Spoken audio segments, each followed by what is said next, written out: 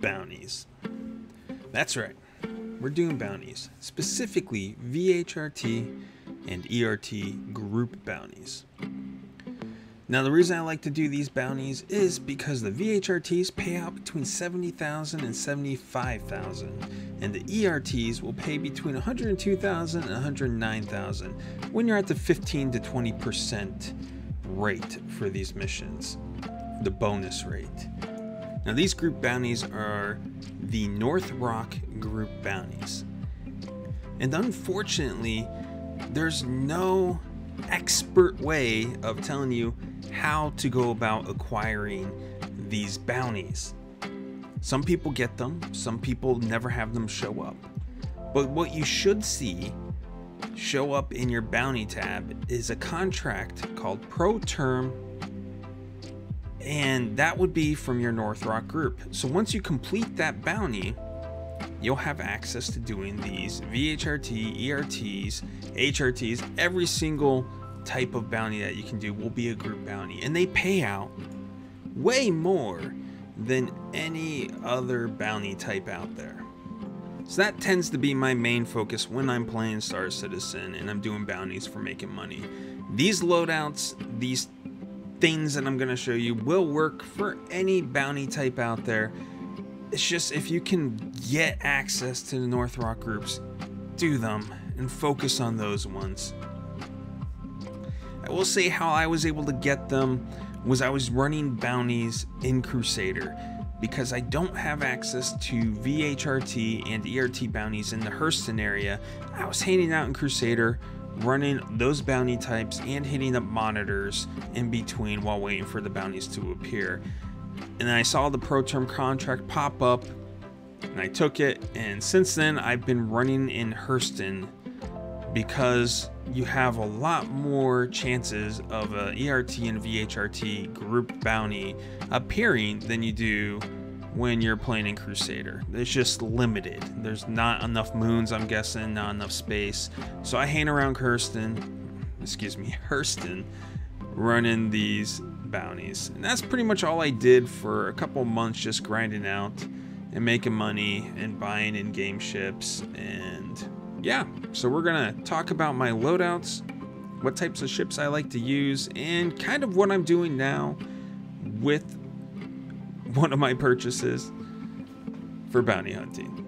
So we're gonna jump in here and go over some of my ships, my weapons, and what I like to use. I'm not gonna show every single ship, but just mainly the ones I like.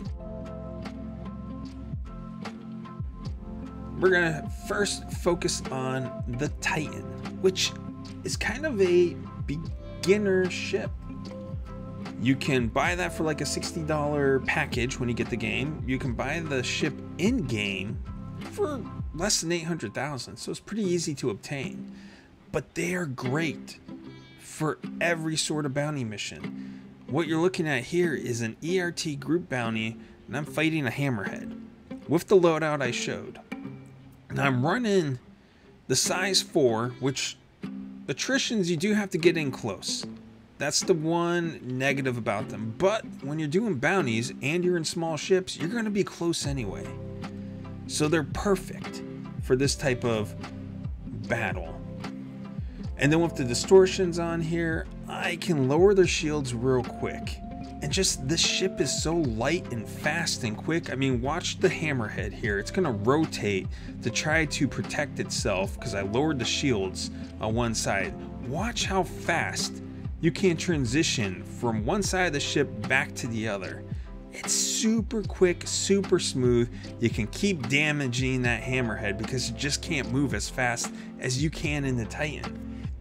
I always highly recommend this ship to anybody that always asks, what ship should I get for bounty hunting if I'm just starting off? And for you, those out there who have the 325A, same exact loadout. The XJ3s for the distortion, throw a size 4 attrition on there, and you'll take out everything. I want to make mention that the bounties no longer take their time to show up. They appear almost instantly, so you can no longer plan out your next target so that you can QT away before the backup shows up.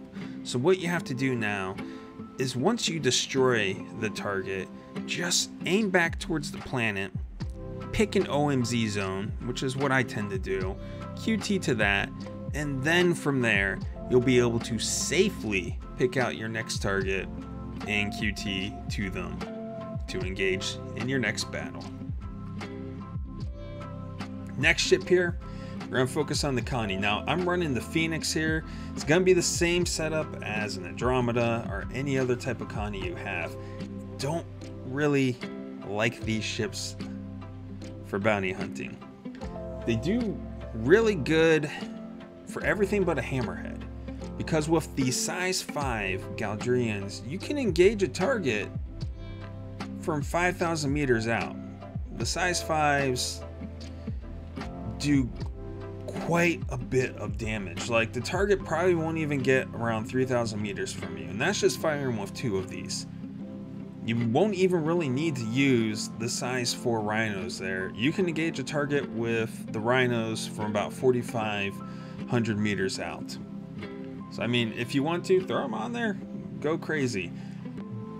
But you don't have to move. As you see, you can just sit there and shoot at any target. As long as it's not a hammerhead, you'll take everything out without moving. So that's the plus on these ships. Now, as you can see, when I am taking on a hammerhead, it's just gonna wreck me. The Connies still have issues with their shields, and they also have a bit of a problem a lot of people don't like to talk about, and they say it's fixed and it's not there and it's just in your mind, you're making it up. They have oversteer. Definitely oversteer, and you can see it there. I'm having trouble staying on target, and I'm using fixed guns here. Very difficult for me to stay on target with this ship. Until they fix that, I can't say taking this ship into an ERT battle is a smart thing to do. Any Connie, not just the Phoenix. I bought the Phoenix because it was luxury. I had the money. I wanted to spend a little something. But, I mean, just watch the video here. It's getting destroyed. Now, if you were getting demolished, leave. Don't sit there, don't fight to the death, get out of there, because if the target kills you, the bounty's over, it's wiped. You gotta start from scratch again, and you will most likely get demoted, possibly. I don't know if that bug has been fixed yet, but you should get demoted, but they don't do that right now. So what I did is I left. And here's a little cheat for you.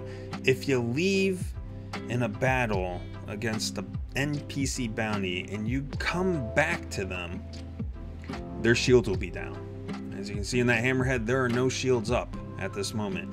So I took advantage of that. I launched all my missiles at them, and the game was so desynced and lagged that I couldn't keep up with the fact that I killed them and it's still showing the target there. But that is a little tip for you guys if you're ever struggling against, say, a hammerhead.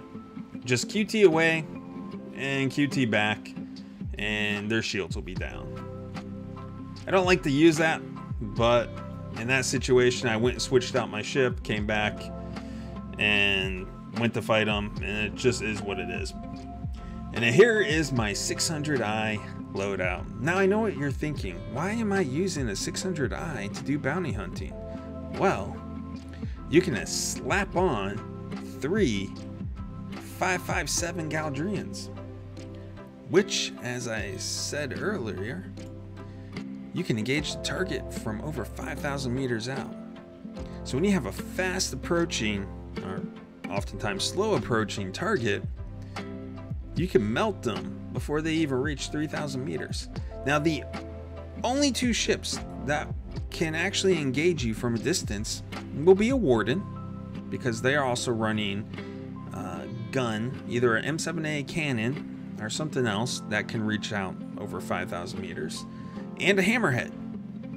Now, for every single target that you can engage when you're in a 600i or even a Connie, let's be real here, any ship that you can attach far-reaching guns to, you don't really need to move. Now, for the hammerhead, that's the only ship you need to actually move for. And as you can see here,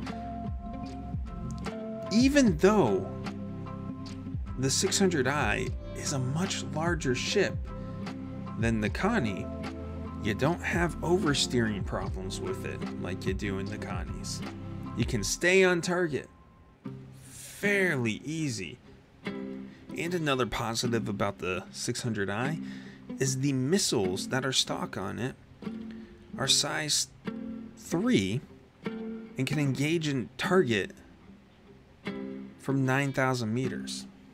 So that's just a great ship. And yes, it's a luxury ship, but you can use it for bounty hunting. And I actually have been using this ship for bounty hunting exclusively.